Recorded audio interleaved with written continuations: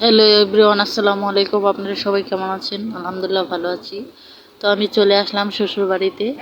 এখানে মাটির চুলায় আমার শাশুড়ি ভাত বসাইয়ে দিল আর আমি পাতা দিয়ে জাল দিচ্ছি। তো এখানে অনেক পাতা আর অল্প কয়টা কড়ি আছে। তো মাটির চুলায় রান্না অনেক মজা হয়। আমরা তো প্রায় সময় গ্যাসে রান্না করে খাই। তো এই তো জাল দিচ্ছি আর এই দিক দিয়ে হচ্ছে শাশুড়ি গরুর মাংসর জন্য আলু কাটতেছে। এই তো আর আমাকে দিয়েছে হচ্ছে আতা ফল, যে তুমি আতা ফলটা খাও আর হচ্ছে আমের আচার খাও। তো এই দিক দিয়ে আমি আমের আচার খাইলাম, আতা ফল খাইলাম। খাওয়া দাওয়া শেষ করে চলে আসলাম রান্না করার জন্য। এখানে হচ্ছে মুরগির মাংস বোনা করব আর হচ্ছে গরুর মাংস আলু দিয়ে রান্না করব। এই তো আমি হাতেই দেখতেছি যে টুকরাগুলো কি ছোট হয়ে গেছে নাকি ঠিক আছে। এই তো তারপরে রান্না হয়ে গেছে। আমার শাশুড়ি 2 পিস আলু 2 পিস মাংস দিয়ে বললো যে দেখো খাইয়ে কেমন হয়েছে।